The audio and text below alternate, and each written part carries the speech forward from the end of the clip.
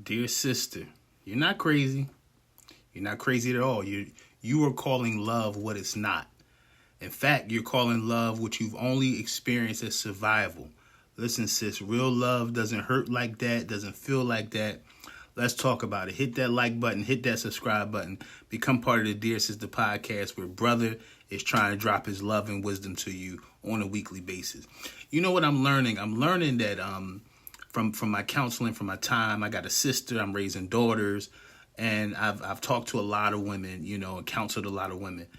Some of my sisters, you're stuck in cycles. You're stuck in cycles that you don't even recognize. And I think that's one of the hardest things that I'm seeing is that the cycle you don't recognize is the one that can keep you stuck forever. Sometimes you got to pause, man. You got to pause and have enough self-awareness to say, what is this? It's not everybody else's fault, One thing my dad used to teach me, he said, son, wherever you are is where you at. You can switch jobs, you can switch schools, you can switch states. Hell, you can move to another country. You'll find out that you're the common denominator. And eventually you got to see the cycles that have you stuck. And again, I don't want to make this podcast all about men because you have a life and a purpose that has nothing to do with men. You were born with purpose that has nothing to do with a man. You got to look at the cycles of sadness, the cycles of success and failure, the cycles of the times you believe in yourself and the times you absolutely don't. Even the times, again, that you build relationships, whether that be with men or surrounding yourself with women who tear you down or don't remind you of who you really are. Listen, you got to break that cycle because you're worth that. There are some places in your life where you've gotten used to emotional chaos. You've gotten used to suffering. You've gotten used to going through stuff. You've gotten used to people talking to you a certain type of way.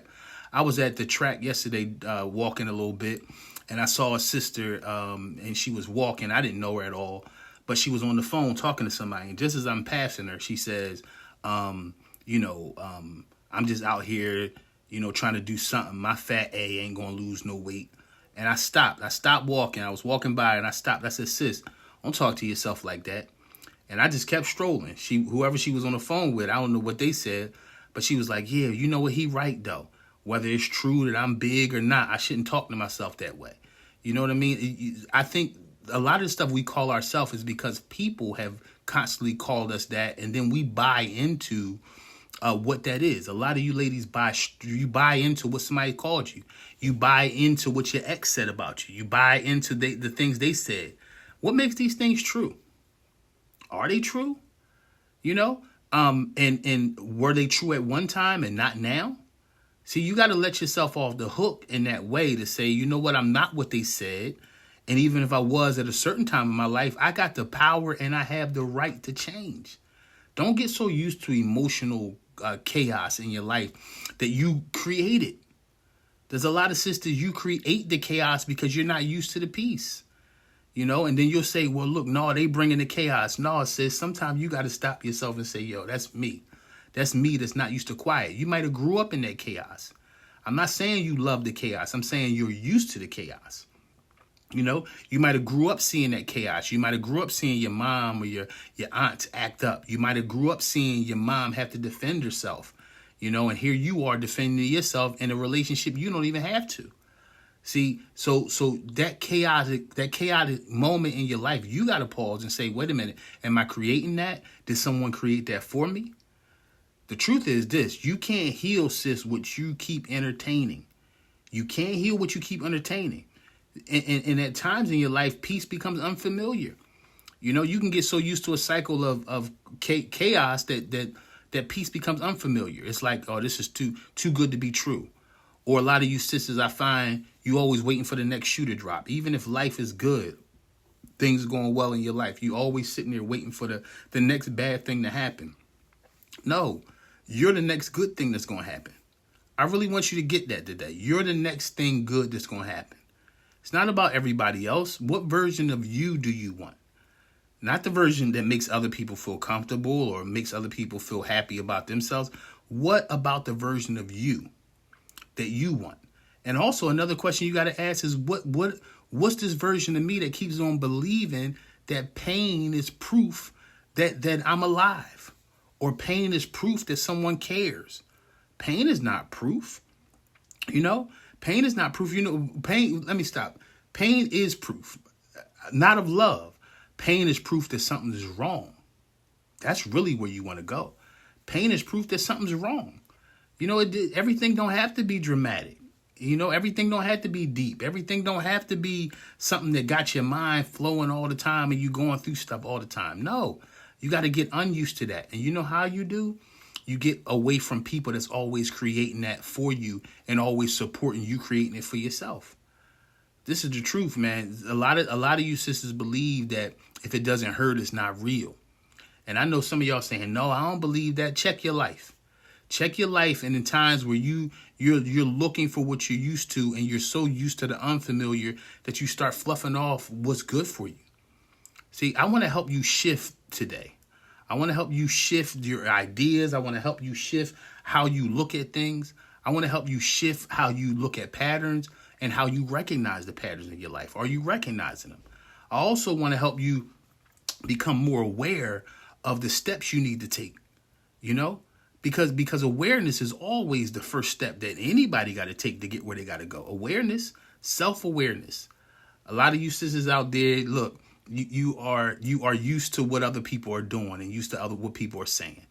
You're used to what they got going on. You understand them. You're aware of them. But this is the real deal.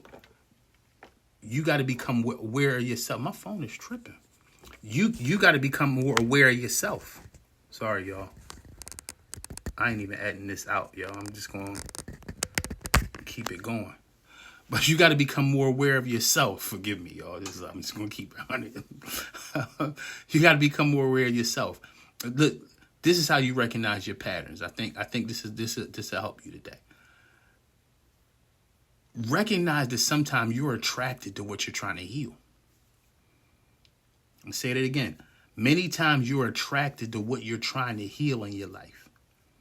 That broken piece that you want to be better and you want to feel better. You start attracting that same brokenness out of other people, out of relationship, out of even friendships. You're attracted to what you're trying to heal. It's the parts of you that you want to heal. And it's like, well, no, Christian, that don't make sense.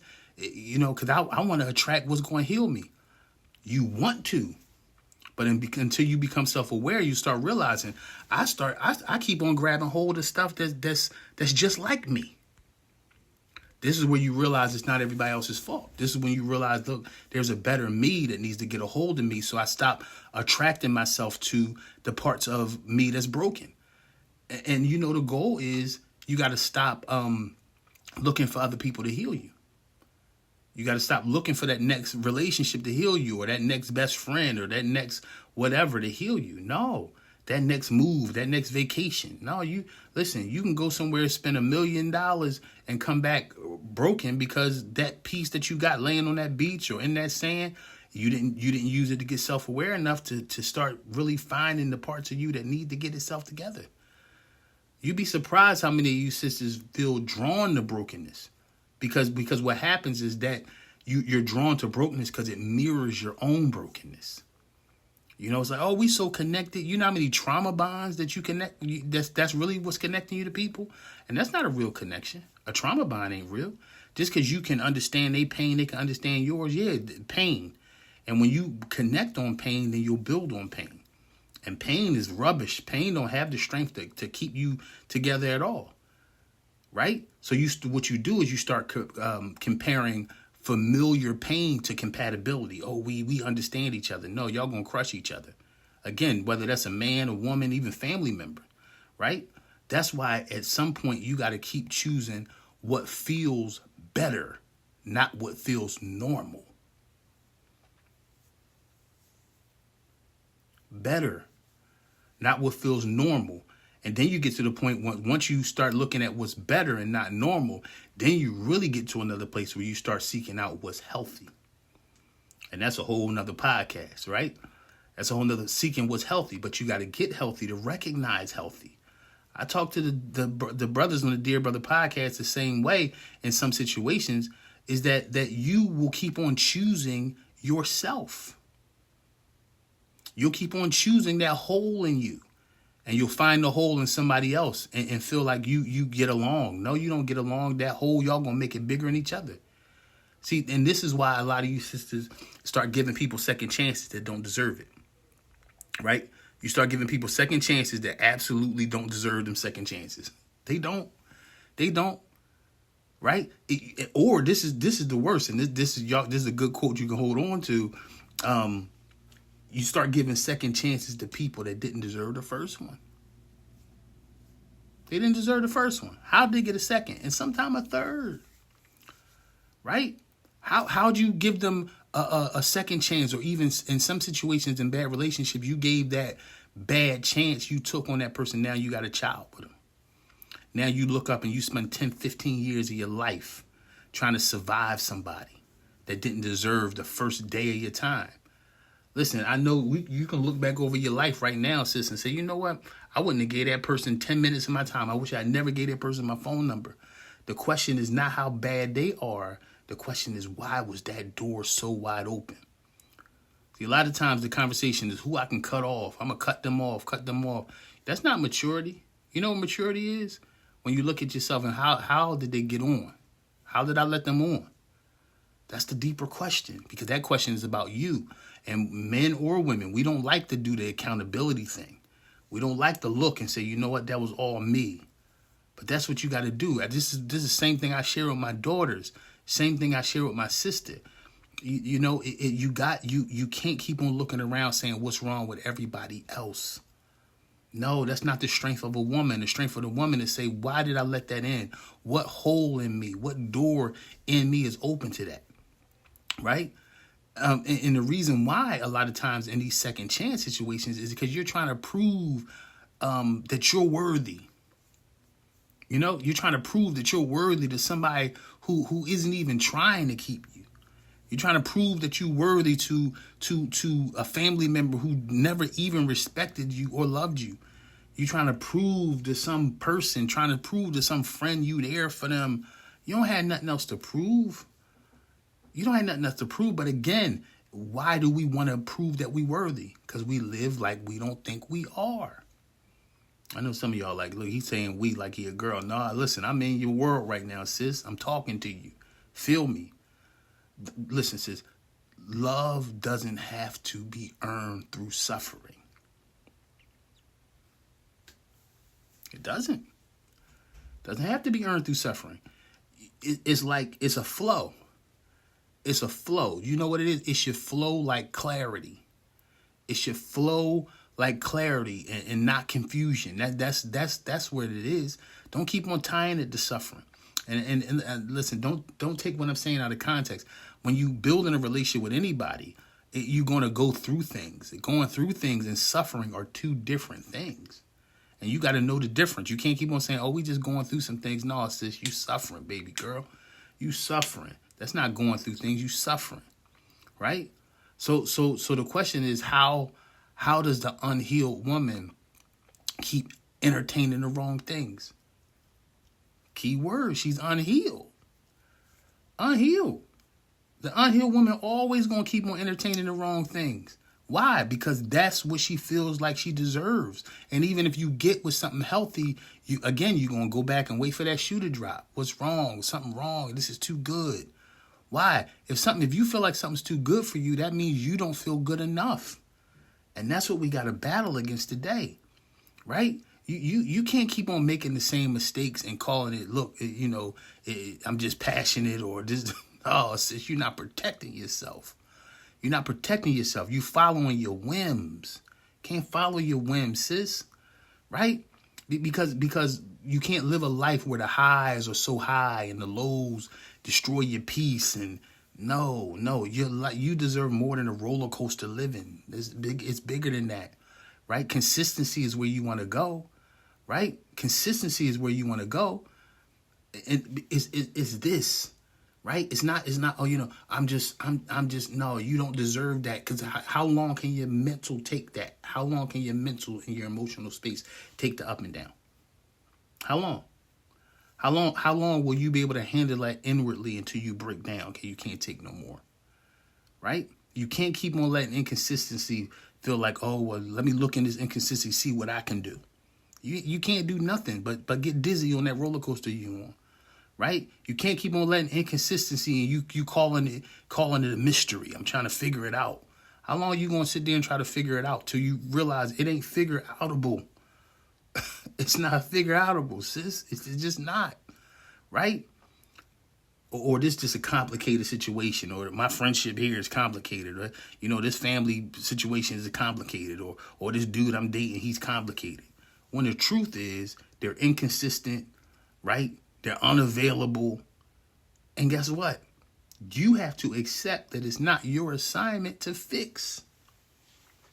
But you know what I learned? I learned this is that the reason why we are convinced that we can fix, or we are determined to fix, we're determined to fix it because really we need to spend that energy fixing ourselves, right? And we're determined to fix because we're trying to control the situation. Sis, let me tell you something. You can't control anything, especially a man. You can't control anything. You're not in control of anything but your own emotions, right? That's what you're in control of, your own emotions, how you gonna handle things. You cannot fix a man, and you can't change a man. And there's some people around you, friendships, family, you can't fix them and you can't change them, right? So ultimately, what I got to do, you got to set a better standard for what healthy looks like, healthy relationship, healthy investment. What does that look like for you as a woman? What do you have? What do you don't have to give away? That's the real lesson right there. Look in yourself and say, yo, do I got anything to give away? Do I even have anything left? I'm digging to find what? You understand that with your bank account, you ain't gonna make you can't make a withdrawal without making an investment, right? You can't. You got to deposit something to make an investment. We understand that with banks. You understand that you got to put gas in your car to drive it, right? That's simple. You understand that very easy, but we don't treat ourselves like that. If there's nothing in, there's nothing to come out, right? You're gonna run off E, and after a while, running off E leaves you on the side of the road. And a lot of you are emotionally, mentally, socially on the side of the road. You're on the side of the road because you didn't give yourself what you deserve to keep on going, right? You have to give yourself that. And it's not for nobody else to give you. You got to give yourself that. And it's not to blame people who didn't give it to you. Do you know how many people you let in your life who didn't even have it to give? Your expectation was too high. They didn't have it when you pulled them in your life. They didn't have it, right? So you can't keep on living a life of questions. You can't keep on living a life of questions. Eventually, sis, you got to move into a life of answers, of clarity, where you know what's going on, and you're not apologetic about trying to get yourself to a place of clarity, right? Because real relationship is going to be respectful of who you are. And guess what? If parts of you need to be challenged, and parts of all of us, I tell the brothers the same thing, parts of all of us need to be challenged, but even that challenge going to feel like love. It won't feel like a crushing, right? So look for the respectful love that challenges and pushes you forward, right? That's really what you're looking for. That's the goal. It will ultimately change you. Y'all gonna kill me for this video. I'm sorry, y'all. I got my light. It's automatic in my office. Let me see. There it is. Y'all, I'm not editing anything. This is just a real rap conversation, but I can't stop having it right now. Anyway, right? But be challenged. Be challenged by love, because that's what's gonna make you better, right? Punishment doesn't grow you up. Don't call that love. Punishment don't grow you up. Punishment makes you scared to grow. Punishment makes you scared to move, right? That's what punishment ultimately does to you. Don't punish yourself, and don't let nobody else punish you while you're getting where you got to go, right? And this is one thing I used to hear my mother talk about all the time. You need boundaries, right? Because boundaries break cycles every time. Boundaries break cycles every time. And this is the thing I'm learning, that a lot of you sisters have boundaries. You take them down. It ain't that you don't have boundaries. It's that you take the boundaries down. You do that. You take the boundaries down. You take them down in your life, right? That you know didn't deserve it or didn't deserve your time. You take your own boundaries down. It ain't about what everybody else is doing. You do it. You take your own boundaries down and let things go that you wouldn't normally let go because of loneliness, because of fear, because you're getting older, right? So the boundaries in your life, they got to be there because they protect you, right? But you gotta start releasing what's familiar so you can be fruitful, right? Get this stuff. This is the thing we talk about boundaries. First, before you can build a good boundary, you got to get stuff out of your life, right? Because getting stuff out of your life, what it does is it makes room for what you deserve. It makes room, but you got to let go of something. You got to let go of things that's beneath your worth. You got to let go of things that's beneath your worth. You got to let go of things that always remind you of your past. And let me tell you something. Anybody in your life who's consistent and always ready to remind you of your past needs to stay there. They need to stay there, right? Because while you're trying to give yourself a new hope, a new definition, a new destiny, you always got somebody there reminding you of who you used to be. No, that ain't gonna get you nowhere, right? So this is the thing. Pray for clarity. Pray for it. Pray for clarity, not just connections with people. Pray for clarity. Pray for clarity with yourself. Because the more clear you are, the more you're clear on who's going to be able to deal with you. It ain't about you being so untouchable. It's about you being aware of yourself to know what's supposed to be there and what's not. Right? And ultimately, man, ask God to help you remove the stuff that's part of you that allows distractions to come in. Right? Ask God to remove every distraction dressed as destiny. Right? Stuff in your life that's a complete mess that you like, it just look good. Some things will trick you because you've been tricked. You've been tricked before. And many times, sisters, what I'm learning is you tricked yourself. Because listen, your woman's intuition is there. A lot of times y'all turn it off for that moment in time. Right? Ask God to remove all the counterfeit connections in your life that ain't really supposed to be there. Right? Ask God to remove the familiar dysfunctions that you keep on revisiting. You deserve more, sis. You deserve more. Go on Amazon. I got a book for women called The Soul of Sarah. Let me see. I don't think I have a copy in my office. I got a book after I eulogized my mother. She was 62 years old. Died of pancreatic cancer in 10 months. I eulogized my mother, and after I did, I wrote a book called The Soul of Sarah, talking about the power and the strength of a woman having nothing to do with a man, the destiny of a woman, the destiny of Eve way before she met Adam. I got to do another podcast on that called The First Wedding. I think I'm gonna do a podcast on that. But before Eve met Adam, God made her, God crafted her, and I believe just like the first wedding, He walked her to Adam. That represents a lifespan of time, right? And God was able to talk to her on the way to Adam. It was something about her, between her and God. It was an individual blessing of knowledge of who she was before she met that man. She was not just there for his whims. She was there to be his helpmeet. But I believe that she had instructions of who she was in her own strength before she met him. Look out for that podcast. I think I'm going to drop that one next week, The First Wedding. Listen, you've done enough. You've done enough surviving, right? It's time to start healing yourself and not just using the words healing because it's popular language, but healing so you can get where you got to go. You deserve the love that leaves no bruises. You deserve the love that leaves you without emotional trauma, right? You deserve a love that allows you to take the mask of your pain off. If nobody told you today, sis, you're worth healthy love in every area, not just with a man, but with every area, with your kids, with your mom, with your father, with your siblings, whoever it is, with your friends. Listen, you're allowed to have standards, so have them. You're allowed to have them. And you never have to apologize for protecting your peace because it's yours to protect. Hey, sister, I love you. You matter to me. Hit that like button. Hit that subscribe button. Go get my book, The Soul of Sarah, on Amazon.com. The Soul of Sarah. If I edit this, I'm not going to edit all the craziness that happened earlier, but maybe I'll put the picture of the book up. But the book is called The Soul of Sarah. Go on Amazon and get it. It's a big time book. It's going to help your life. The Lord inspired me to write it to strengthen my sisters. Hey, I love you. Stand tall until we meet again, sis. Peace.